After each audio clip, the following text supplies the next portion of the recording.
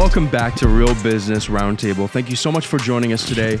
Today we're going to talk about how to prepare to go into a meeting or how to prepare to talk to someone that you're going to pitch to, whatever situation it may be. I remember when I first started going into these meetings, I was anxious, I was nervous, and it didn't allow me to perform to my highest efficiency.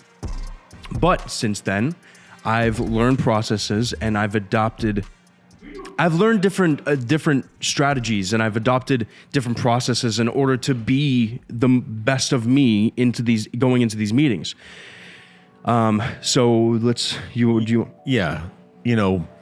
an example would be when I was trying to prepare for the other morning and I rushed and I accidentally shaved my beard off.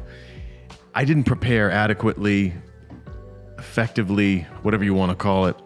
I did not put the thing on the clippers to prevent it from going this low. We're still talking about that? I didn't prepare. So before doing anything, you should have a mental mindset of how it's going to go, what's going to happen, what's going to be said. Because if you don't, you never know what could happen. Okay, let's backtrack a little bit.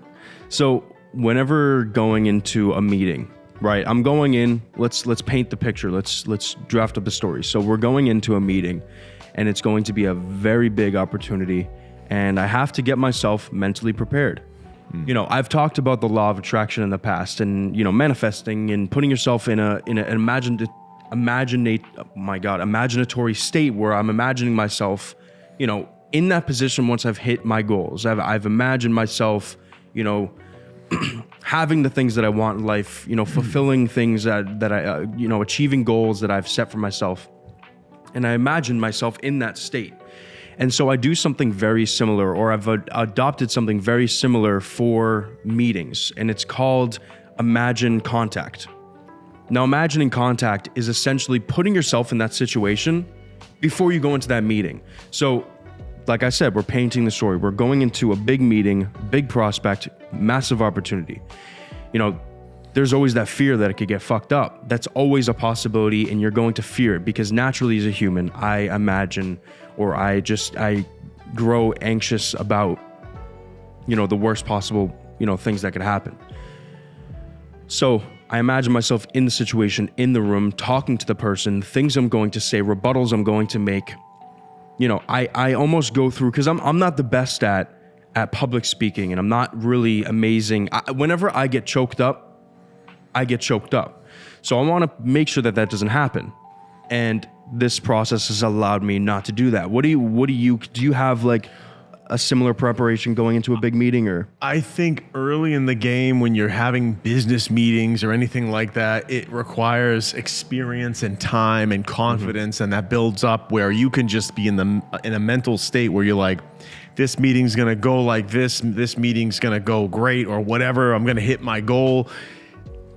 I think the more and more you build up experience, I think that becomes easier to do. But in the beginning, back in my early 20s, when I was going out on meetings and stuff like that, but I did deal with some of that where I was a little bit, but I always had the gift of gab.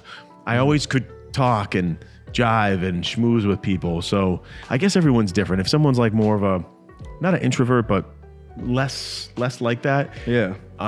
Because I think there's different degrees. I think it just takes practice. Yeah, I agree as well. First couple meetings that we went into, obviously, there's anxiety there. But now it's like when I go into a meeting, I've gotten through different, what is it called? Like different things in my head. Like I've broken down those walls that, hold me back from being as good of a salesperson or as good as a speaker as I possibly can. A lot of the anxiety came from, not completely understanding the technology or not completely understanding the thing that we're pitching. Also, it came from not having rebuttals properly. But one of the biggest things that have helped me, other than, Imagine Contact, is building a repertoire. So whenever we go into a meeting, I always come in, and this helps in sales anyway, but it helps me personally to, not get choked up or not get, anxious, but to be personable with the person. that I'm meeting with, or the people that we're meeting with. I don't go in and I speak like a commercial and this and that. I go in and I have a conversation with them. I start off the meeting with understanding them better as a person, so that not only do they like me, I can also throw in some things like, oh, I enjoy this too. Oh, this, that, whatever. It lets their guard down, which lets my guard down even more, if that makes sense, because you're getting closer, you're building a repertoire on a personal level. Yeah. You know what I mean? Yeah. What I try to do is just be myself and and before I go into a meeting, I say, okay, this is going to be a great meeting.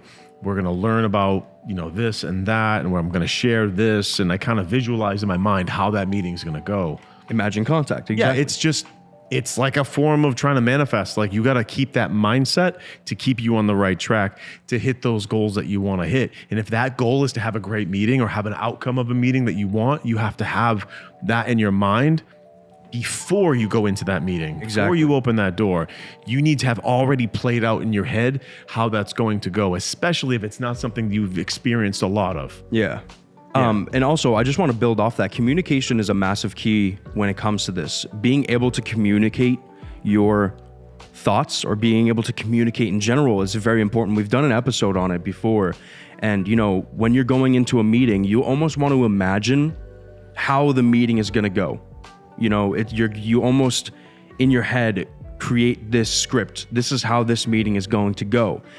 And using the communication processes that we had talked about in the last episode, that can help you almost, narrate how the meeting is going to go. You can almost predict and manipulate the meeting in a certain way, or, the communicating factors, so that it ends up how you would like it to end up in a certain way. There's ways to look at it, but I'm trying to, put it together in words. So everything we talk about today could be, it's extremely valuable if you're new to face-to-face kind of meetings. Zoom meetings, they're all right, but stay away from them. Zoom meetings, they don't really work as well as face-to-face meetings.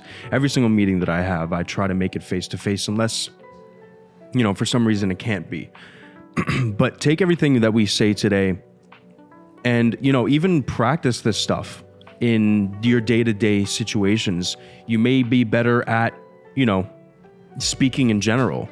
Use this episode as well as the communications episode to be more confident in you, to be more confident in what you're saying, because communication and confidence are two massive key factors in pitching, selling, speaking, anything.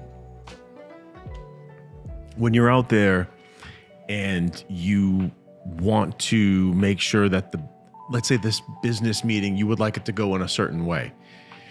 When you're out there running these meetings, whatever they're related to, if you play it out in your head, you're controlling or preparing what's going to happen by first looking at your inner mindset. What's going on? How is this meeting going to go? And if you keep playing that over and over in your head, that, hey, this meeting is going to be successful. This is how it's going to play out. The prospect's going to be receptive. They are going to share some of their concerns about what they want to achieve from this meeting or whatnot.